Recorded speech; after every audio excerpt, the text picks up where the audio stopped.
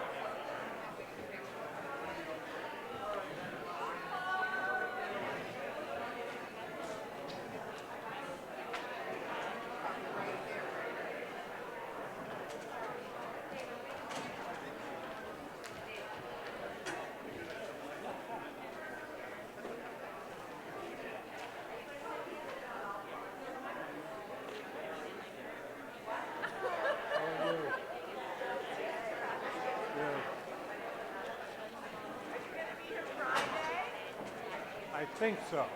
I can't do. Might rain I anyway. can't do Saturday. Yeah, I got that. Yeah, that's she's this is my daughter.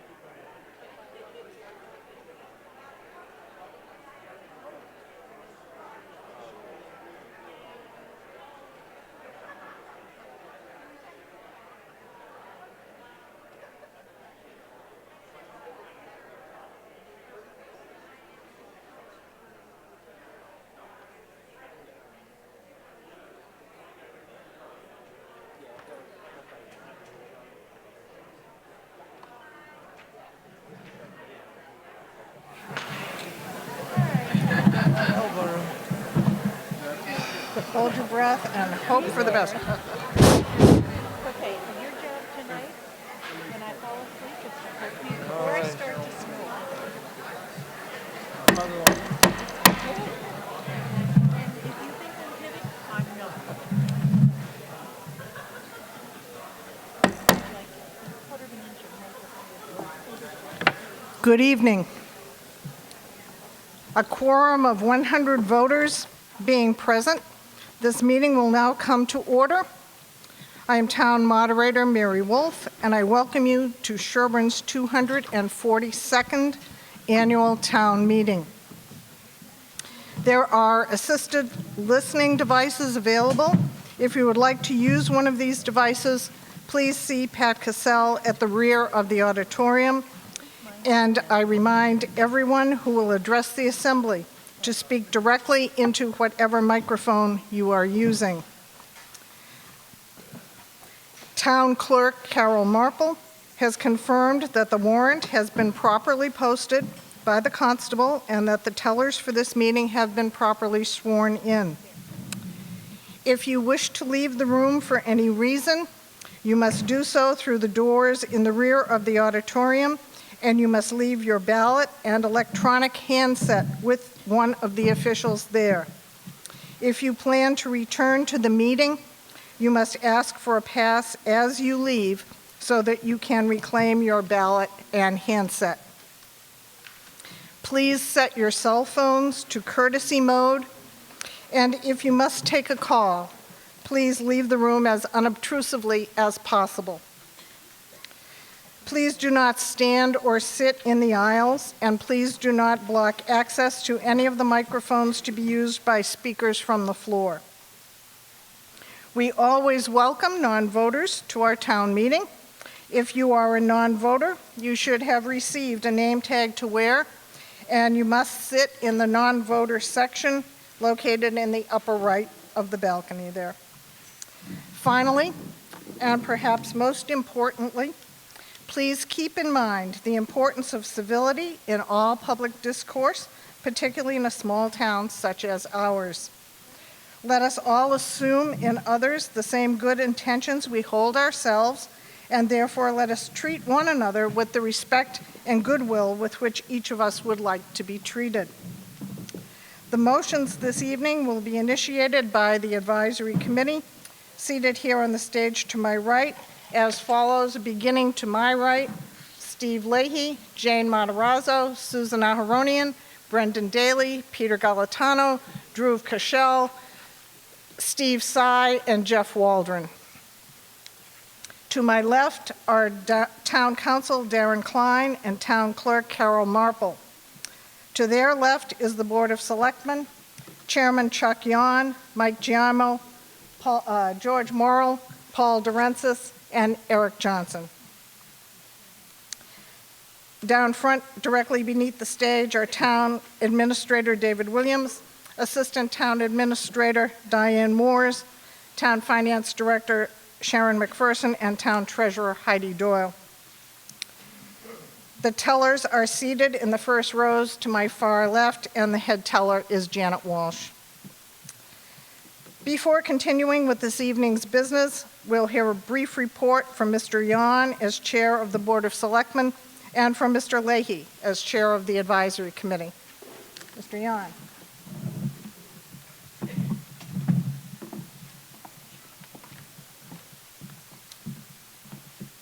Thanks. On behalf of the Select Board, I'd like to welcome you all to the annual town meeting. I'd like to begin by thanking all those who have volunteered in Sherborn this year, whether serving on town committees and boards or in the many civic groups in Sherborn. Volunteers have contributed their expertise, time, and energy to make Sherborn a special place to live. We all benefit from the work of volunteers, and the Select Board would like to recognize the extraordinary level of volunteerism in Sherborn. And we thank every volunteer for his or her contribution to our common good. I'd also like to thank our town employees who perform their duties faithfully, responsibly, and carefully, and consistently meet the required professional standards. I'd like to highlight several achievements of the past year, as well as areas of continuing concern. Future development in Sherborn is one of the most significant issues facing the town. We all owe a special debt of gratitude to the Planning Board and the many citizens who provided input and helped draft and finalize the 2019 master plan for the town. Carol, could you pass me the master plan? I don't know how many of you have seen this. The link is on the Planning Board website. It is a remarkable document. It's written beautifully. It represents 5 years of work. And for us data junkies, there's an incredible amount of data and cross links. It is a wonderful piece of work. And John Higley and Marion Neutra in particular have done extraordinary work over the last 5 years, drafting and completing this comprehensive planning document. The 2019 master plan provides a wealth of data and offers a balanced vision for the town's future. I urge everyone to use the link on the Planning Board website to read and study this excellent plan. The Committee on the Structure of Town Government, also known as the Governance Task Force 2, completed its year-long study of the organization and best financial management and human resource practices for the town, and they have proposed several changes for our consideration tonight.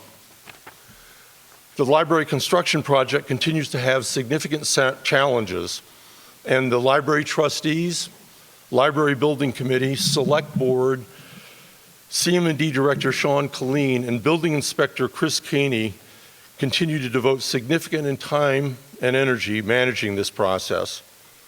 While there has been some progress recently, the project is more than a year behind schedule, it's way over budget, and has serious contractor performance issues. Mary Moore, Jim Kolb, Sean Killeen, Eric Johnson, and Jeff Waldron are working extraordinarily hard to resolve these problems and bring this project to a successful conclusion. On another library issue, Heidi Doyle, our town treasurer, worked with the library trustees, especially with Hank Roush and Jim Murphy, to comply with state statutory requirements for custody of funds donated for the library. As a result of a severe gypsy moth infestation and a 2-year-long drought, the town has an extraordinary number of trees that are dead and dying, and they create a safety hazard throughout Sherborn. The cost to trim and cut down these dead trees is extremely high, and as we will discuss later tonight, the town has worked hard to coordinate efforts with Verizon, town employees, and town contractors. Thanks again to Sean Killeen for his leadership on this issue. Finally, the Select Board, Planning Board, Board of Health, and Conservation Committee have held multiple meetings, including joint informational meetings, to discuss and review a large development proposal for 41 North Main Street. At this time, no town board has endorsed a proposal for consideration or a vote at a town meeting.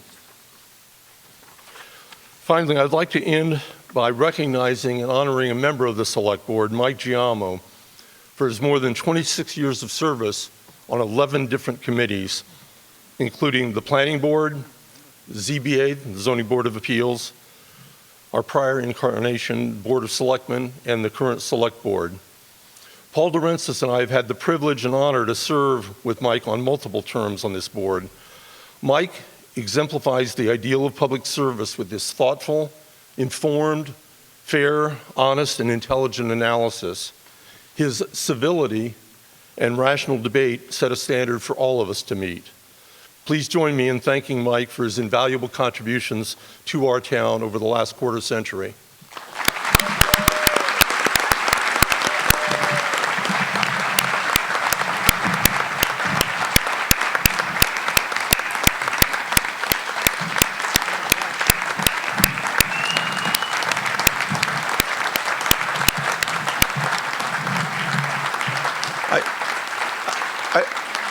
I noticed that Mike is not joining in that applause. I think he's looking forward to his retirement, but hopefully he's blushed. So thank you, Mary.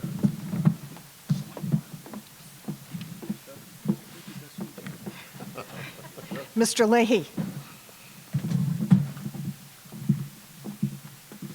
Thank you, Madam Moderator. Just a few words similar to what Chuck said. I wanted to welcome everyone to the 2019 Annual Town Meeting here for Sherborn. Of the many aspects of this town that I really like and enjoy about this town, our form of small town local government is one of the things I most enjoy. Not necessarily every Monday and Wednesday night at 11:30 for the last 3 months, but in general, I enjoy. I would also like to, similar to Chuck, to say thank you to a number of people out there, to all the department heads and the budget makers who worked hard on the fiscal year 2020 budgets. I appreciate your hard work and your engaging with us on the advisory committee to go through the many iterations. To the town administration, officers and staff, thank you very much for always being there, helping us out, always being willing to stay with us late on Monday and Wednesday evenings. Thank you very much. To my fellow SAC members, of whom we've seen a heck of a lot of each other in the last 3 months, thank you very much. And finally, to the staff here this evening, handling the voting, thank you very much for being here and ensuring that we as Sherbornites get to use this form of town government that I find so appealing. Just a few comments on tonight's warrant and all the articles that we'll be voting on. One, the overall operating budget, as we noted in our letter, is only increasing by about 0.66%, which is kudos to the tremendous work of the budget makers and department heads to keep their budgets as efficient as possible. I'll note that that overall increase of just 0.66% was helped greatly by a large reduction in debt service. I don't know that that level of super efficient spending can continue on ad infinitum. I think that a town such as ours, any town, is going to be growing, and there are costs to running a healthy town that will continue to grow. So I don't expect that this small increase in the proposed fiscal year 2020 budget will be repeated in future years. One of the primary focuses for Sherborn Advisory Committee is the budget and the taxes and tax rate in town. As was written, while the tax revenues that is proposed to be collected are increasing at just 0.66%, the tax rate is actually a ratio. Your numerator is the taxes raised to fund the operating budget and capital budgets, and the denominator is the total assessed value of properties in town. And as in any ratio, when your denominator decreases or even remains flat, you're going to have a tough time keeping your overall ratio number low. And that is something that we in advisory are very wary of and are concerned about here in town. I would note that even in today's news cycle, I think it was Bloomberg.com, I saw once again that housing sales in the U.S. have slowed once again, and specifically here in the Northeast, we are affected by slowing home sales.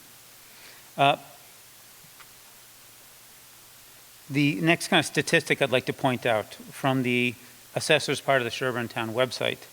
If you compare the average home values, noting that averages is a mean, not necessarily a median, the average home value for our town in 10 years has increased a mere 8%. Yet the average taxes paid per home is up 28%. That's a trend heading in the wrong direction. And we've noted in past years, and we note again in our statement, that the town can take as many the town can make tactical changes, budgets, operating budgets, capital requests, how we fund certain things. But on a strategic and long-term basis, the town needs to make some hard decisions and have a reckoning. I appreciate the work of the planning board and the work that they have done and proposed ideas for how we should hope for town to look in years in the future. And so the last thing I will say is that what someone wise told me recently is that the cost of running a healthy town is going to be increasing on a yearly basis. Costs just keep going up. If we as a town do not find a way to increase the number of tax-paying entities in this town, we will therefore all be paying more to subsidize the increasing needs of our town. Thank you very much.